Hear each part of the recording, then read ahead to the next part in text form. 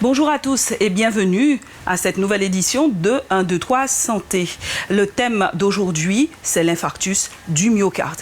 Un mot qui, à lui seul, pourrait vous effrayer et on le comprend bien. C'est pour cela qu'on fera preuve de pédagogie aujourd'hui afin de vous expliquer ce que c'est. Sans plus tarder, je vous invite à faire un point rapide avec le docteur Perianin pour démarrer. Bonjour docteur. Bonjour Yemouna. Le myocarde, c'est la paroi musculaire du cœur. Il est nourri par des vaisseaux sanguins qui lui apportent le sang nécessaire à son oxygénation. Ce sont les vaisseaux coronaires. Leur obstruction va bloquer la circulation, empêcher l'oxygénation. C'est l'infarctus du myocarde. Redouté de tous, pourtant, les principales causes, c'est notre mode de vie. Très bien. Alors c'est vrai que ça a tendance à effrayer. On reviendra dessus, mais pour l'instant, eh bien, nous passons à la question du jour.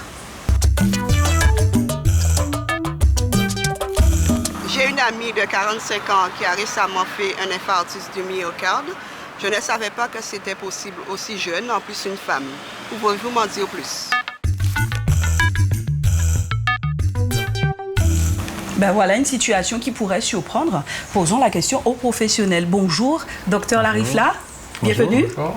Alors, vous êtes cardiologue, chef de service de cardiologie au Centre hospitalier universitaire de Guadeloupe.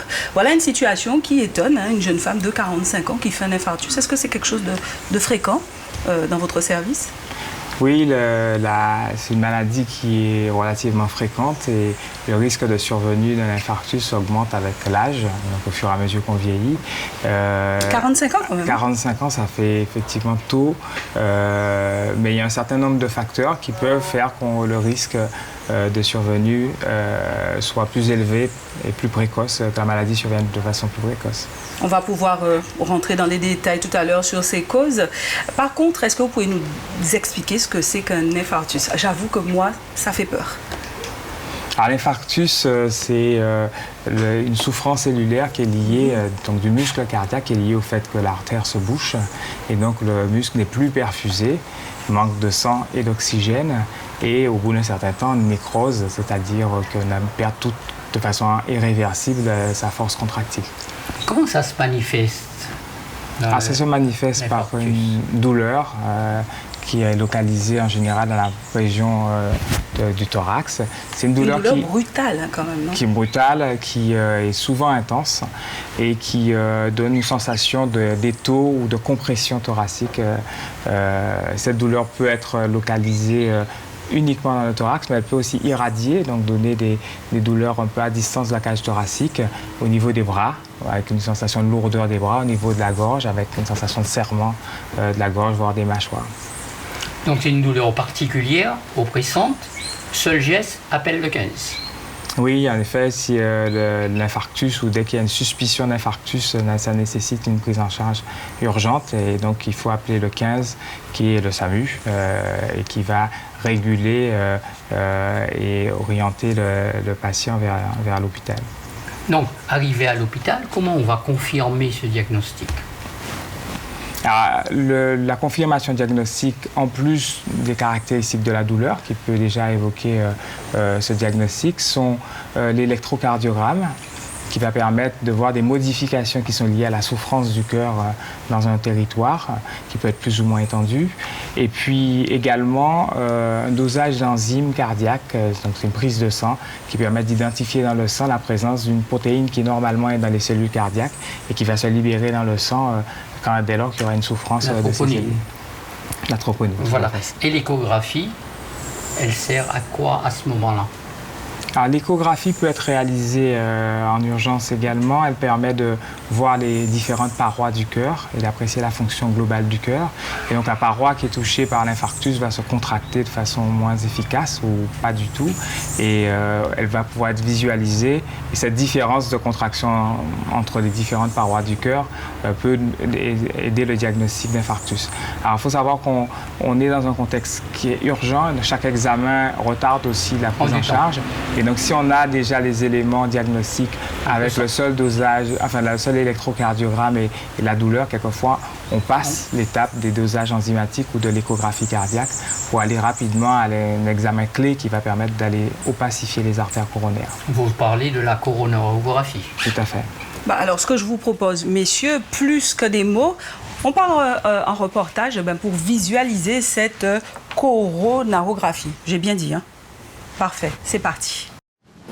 L'obstruction d'une artère coronaire peut entraîner une crise cardiaque. Chez les hommes comme chez les femmes, la maladie des artères coronaires, coronaropathie, est l'une des principales causes de décès. Nous sommes dans le service cardiologie au CHU de Pointe-à-Pitre. Écoutons le docteur Larifla, il nous explique. Ici, c'est le bloc dans lequel on fait les coronarographies et les procédures d'angioplastie coronaire.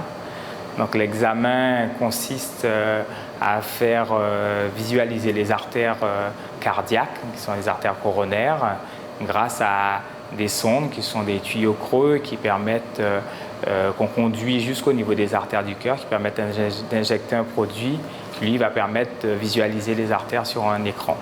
L'examen est réalisé par une équipe qui associe une infirmière, un infirmier, un manipulateur d'électroradiologie et un coronarographiste, un cardiologue. Il se déroule sous anesthésie locale, donc c'est un examen qui n'est pas douloureux et qui peut se faire aussi bien dans un contexte de procédure programmée que dans le cadre de l'urgence, en particulier quand il y a un infarctus du myocarde. Alors, c'est un examen qui peut être complété et c'est un de ses avantages principaux par un geste d'angioplastie, c'est-à-dire que quand on a visualisé une anomalie au niveau des artères, on peut être amené par le même procédé à les déboucher, ça s'appelle l'angioplastie, et donc à redonner à l'artère son calibre normal pour permettre une perfusion correcte du muscle cardiaque. Aujourd'hui, vu un patient qui a été traité à plusieurs reprises, dans un premier temps dans le cadre de l'urgence, où il s'est présenté avec un infarctus. Le traitement a consisté à traiter donc, les artères responsables, l'artère responsable de l'infarctus, mais il y avait aussi d'autres lésions qui menaçaient d'avoir le même retentissement à terme. Et donc, on a pris dans un second temps, lors d'une deuxième procédure, c'est celle de ce jour, nous avons mesuré ces lésions pour savoir s'il était pertinent de les traiter tout de suite ou de faire un traitement médical. Et les mesures nous ont indiqué que le rétrécissement avait déjà un retentissement sur le flux sanguin et donc nécessitait un traitement par angioplastie. Donc le patient a eu en 2 temps une procédure urgente et puis une deuxième procédure complémentaire, ce qui a permis de lui apporter une revascularisation complète, c'est-à-dire un calibre maintenant normal sur l'ensemble des vaisseaux qui ont été traités. Après l'intervention, il y a souvent une période de surveillance, donc en milieu hospitalier, quelquefois au niveau des soins intensifs, en fonction du degré de stabilité des lésions, qui est de l'ordre de 24 heures. On réalise souvent dans ce type d'intervention un geste focal pour une maladie qui est plus diffuse, et donc il y a tout un ensemble de mesures de surveillance et de prévention pour que les lésions ne poursuivent pas leur évolution une fois que les artères ont été traitées.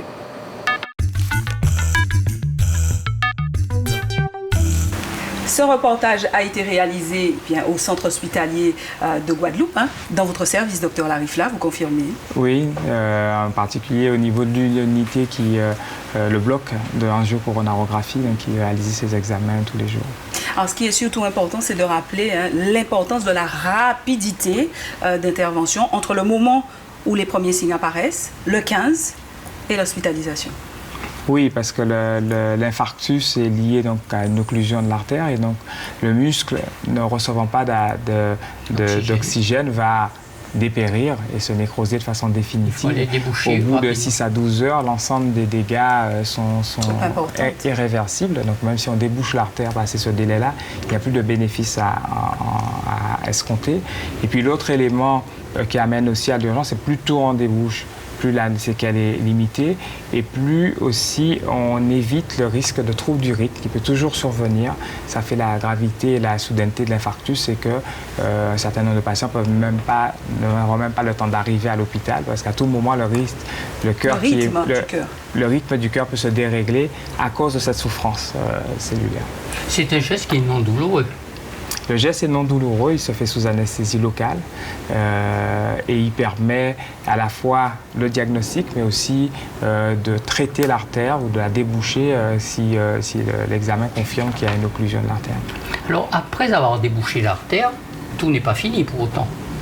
Il faut après travailler sur les causes favorisantes qui ont amené cet infarctus. Quelles sont ces causes favorisantes ?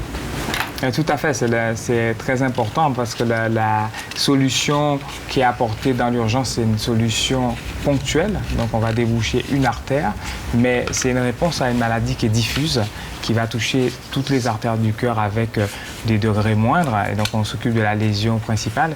Et le tout, une fois qu'on a traité, c'est de bloquer l'évolution de cette maladie pour que d'autres artères ne soient pas en cause ou que les lésions ne réapparaissent pas sur le long terme. Une récidive plus grave encore peut-être de l'infarctus. Mais quels sont ces facteurs exactement ? Il y a un certain nombre de facteurs qui ont été identifiés comme étant des facteurs majeurs.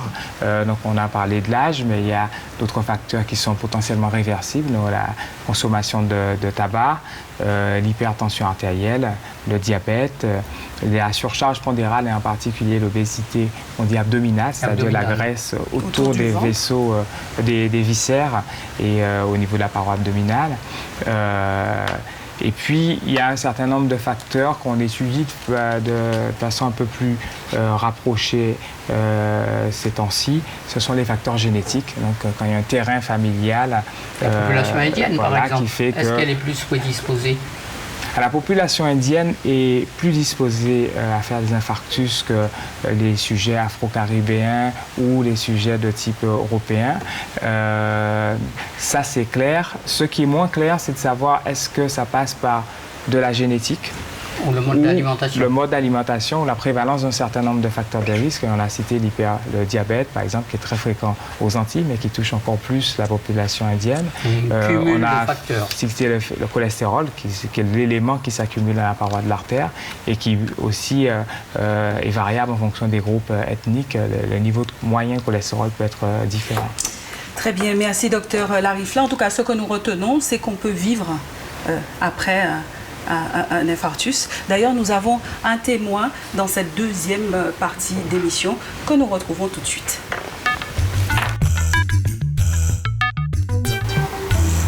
Nous a rejoint sur notre plateau Hélène. Hélène, c'est notre témoin du jour. Merci d'avoir accepté. Je vous en prie. De nous parler après cet infarctus que vous avez eu. Ça fait combien de temps ? Ça fait 6 mois là. 6 mois, et vous avez quel âge ? J'ai 41 ans, donc j'ai eu l'infarctus quelques mois après mes 40 ans. Très bien. Donc j'imagine que ces images que vous venez de voir vous rappellent beaucoup de choses. Beaucoup. Pas mes meilleurs souvenirs, mais ça me parle beaucoup. On reviendra en détail là-dessus. Alors docteur, après un infarctus et tout ce qu'on a déjà vu, est-ce qu'il y a obligatoirement des changements de mode de vie ? Et est-ce que les patients acceptent ces changements facilement ? Oui, il y a presque systématiquement des changements de mode de vie puisqu'il y a la nécessité de lutter contre les facteurs qui ont pu contribuer à la survenue de l'infarctus. Et beaucoup de ces facteurs sont heureusement modifiables, donc ça apporte des leviers pour faire de la prévention efficace. On sait que leur efficacité a été largement démontrée par des études. Et puis l'autre élément, c'est en fonction de la taille de l'infarctus, la nécessité aussi de reprendre une activité physique, d'abord sous encadrement, et puis d'avoir des repères sur ce qu'on peut faire, qu'il faut éviter, etc. dans notre quotidien. On encourage de façon générale, et c'est l'objectif du traitement, pouvoir reprendre le mode de vie le plus proche possible en termes d'activité physique de la normale, voire à le faire plus que ce qu'on faisait avant pour des sujets qui sont sédentaires. Alors l'alimentation ? Alors, l'alimentation est importante parce qu'elle peut permettre de corriger un certain nombre de facteurs de risque. Par exemple, le facteur le plus souvent en cause, c'est la présence d'un taux de cholestérol élevé qu'on va faire baisser par des mesures diététiques et aider éventuellement par des mesures médicamenteuses. C'est le cas aussi quand il s'agit de corriger un diabète. C'est aussi le cas quand il s'agit en fait d'aider à la normalisation des chiffres de tension, donc de lutter contre l'hypertension artérielle. Donc en plus des médicaments, le fait de consommer moins de sel peut aussi apporter un bénéfice. Arrêt du tabagisme, donc il y a bien beaucoup sûr. de choses sur l'alimentation, effectivement. Arrêt du tabagisme, bien sûr. Le tabagisme, bien sûr, oui, qui est un facteur de risque largement démontré et qui fait qu'en pratique, poursuivre le tabagisme multiplie par 2 le risque de récidive d'infarctus. Donc c'est vraiment un des facteurs clés en plus de ceux qui ont été cités. Et la diminution de la sédentarité, avec la reprise, vous l'avez déjà cité. De l'activité physique, oui. Alors, concernant la reprise de l'activité physique, j'imagine que ça se fait de manière progressive et aussi on va accompagner la personne? Oui, tout à fait. On donne des consignes dès la phase hospitalière, donc avant la sortie. On recommande très largement de faire après des séances de réadaptation cardiaque où l'approche est pluridisciplinaire. Il y a à la fois des éléments concernant l'alimentation, mais également des éléments concernant l'activité physique. Très bien, on va pouvoir partir avec le prochain reportage pour montrer à nos téléspectateurs comment ça se passe. J'imagine, Hélène, là aussi, ça va vous faire des choses, ça va vous rappeler des souvenirs. Direction le CHBT à Basse-Terre au service cardiologie pour une séance de réadaptation.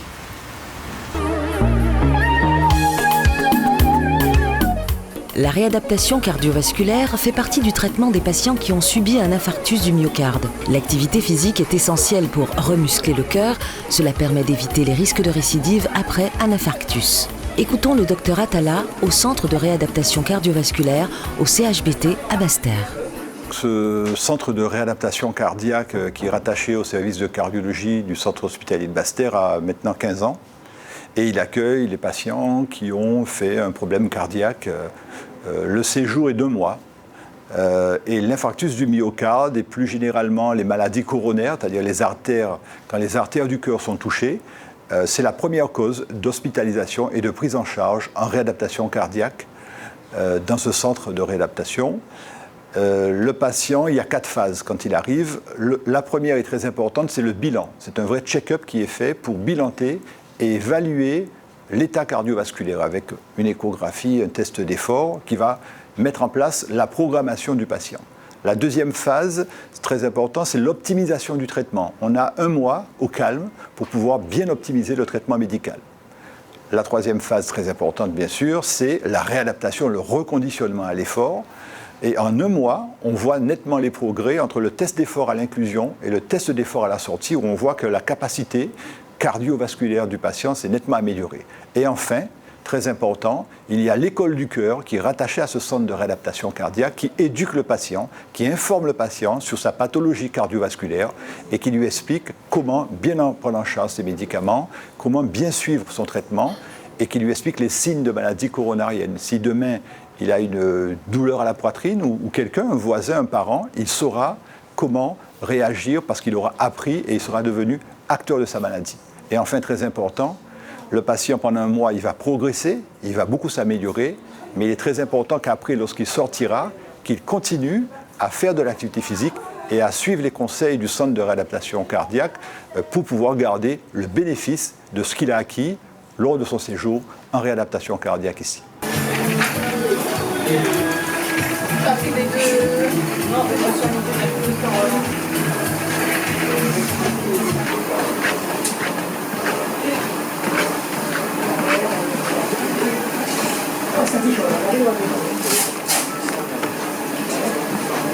Je suis au centre de réadaptation cardiaque à Basse-Terre depuis 18 jours. Donc là, je finis mon programme. C'est un programme qui est sur 20 jours. Voilà, pour pouvoir justement reprendre un réentraînement à l'effort. L'amélioration, en fait, est mis en place un programme individualisé par rapport à l'incident cardiaque qu'on a eu. Et donc, du coup, le but est de s'améliorer justement dans l'effort avec ce programme individualisé sous surveillance médicale. Donc, on fait des progrès petit à petit pour arriver, là, je suis en fin de séjour et je vois la nette amélioration. J'envisage l'avenir avec beaucoup plus de confiance en moi et en fait, être convaincue que je peux maintenant continuer mon activité physique sans crainte, en toute sécurité, parce que j'ai eu ce programme qui me permet justement de savoir où j'en suis et ce que je peux faire. Donc, je suis confiante dans l'avenir.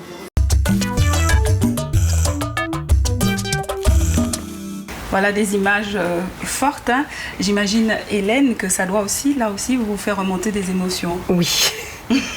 Même 6 mois après, puisque votre infarctus a eu lieu il y a 6 mois. Oui, mon infarctus a eu lieu il y a 6 mois. Je venais de fêter mes 40 ans. C'est ça. Et donc oui, j'ai participé au programme de réadaptation à l'effort. Voilà. Très bien. Quand on vous a annoncé ce diagnostic, disons que ça y est, vous avez fait un infarctus du myocarde, comment avez-vous réagi ? C'était la fin de mon monde. Ça fait bizarre, à mon âge, je ne m'attendais pas du tout à ce diagnostic, donc j'ai été un peu partagée entre me dire qu'il y a une erreur, que c'est pas possible, et d'un autre côté en train de me dire, ça y est, c'est fini pour moi, la vie s'arrête maintenant. Et maintenant, 6 mois après, vous avez repris le cours normal de votre vie. Est-ce qu'il y a des choses qui ont changé ? Il y a forcément des choses qui changent. Maintenant, j'ai un traitement. Maintenant, je vis avec 2 stents.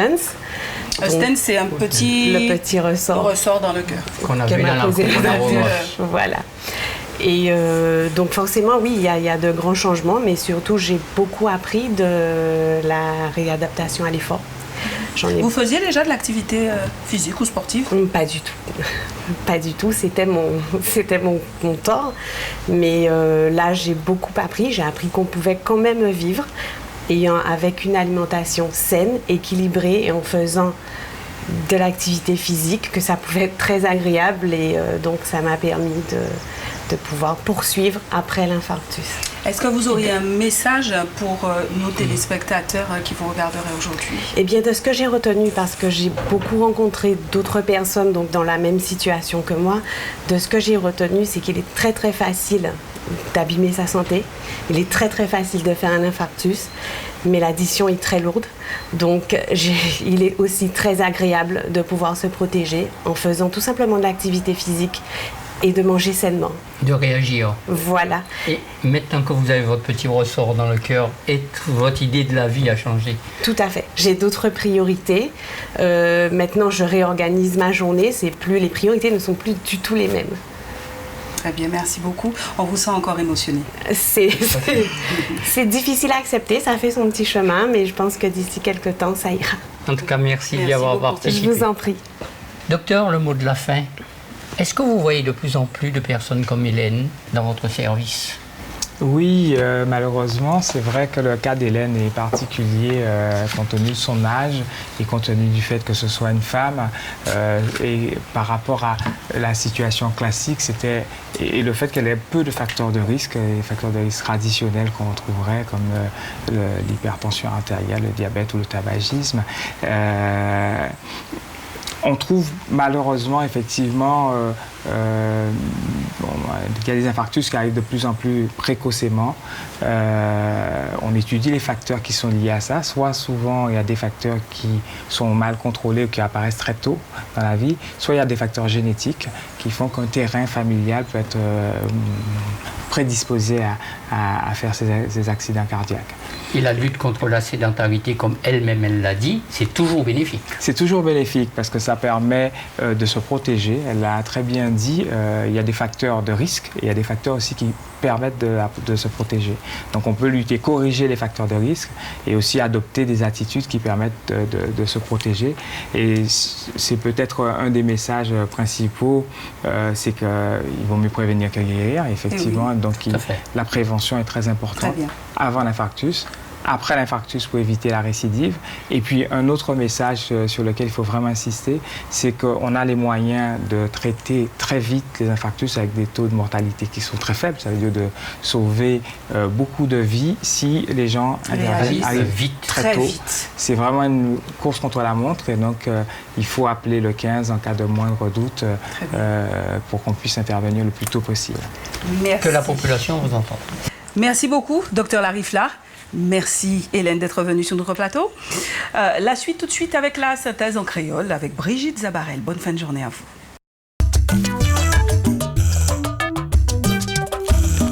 Bien bonjour tout le monde qui a regardé nous. Là, nous allons parler des infarctus du myocarde. Là, un petit vaisseau qui a nourri, qui a bouché et qui a empêché qu'elle a fonctionné normalement. Docteur Larifla, qui est un cardiologue, un docteur Ake, dit-nous comme ça, si vous ouvrez ou jatini l'âge et que brutalement, ou senti une douleur qui a serré poumon, qui caille en mâchoire, en bras, eh bien, pas attendre, porter mon œuvre, crier les 15 pour y mener à l'hôpital. Après, un électrocardiogramme, qui c'est un examen pour enregistrement à quel âge, ils font prise de sang et puis ils fait ça, ils crié en coronarographie. C'est un produit qu'ils ont injecté dans un petit vaisseau en jambe qui permet une vérification à tout vaisseau à quel a. Si tu n'as qui bouché, oui, tu as possibilité de dilater. Et bien, on tire ça qui permet cette circulation là ou prend. Mais pas pour ça, pour comprendre que vous avez guéri. Il faut chercher qui bitait en vie qui fait infarctus là. Et il faut changer mais c'est l'habitude ou que tu a changer manière ou vivre, alimentation faut que bouger petit brin plus. Et bien sûr, il faut que aussi faire attention à rythme cardiaque. Hélène qui sont jeune madame à 40 ans fait un infarctus du myocarde. Tout ça pour dire que ça peut arriver à l'âge là ça aussi. Hélène pas attendre à ça dit tout. Et là, ils comprennent qu'à présent, faut y manger en d'autres gens, faut y bouger corps et surtout après infarctus là, eh ben il tini à faire en rééducation à activité à quelle là. Nous ca souhaiter Hélène et tout le monde qui a vécu cette situation là, on l'encourage à dans réadaptation là yo obligé faire à dans quotidien yo. Nous savons ça pas facile. Là où vous faire un infarctus du myocarde. Eh bien, c'est si ça nous qui bout et nous qui bon nous rendez-vous au prochain coup, même télé, Zoja Connect.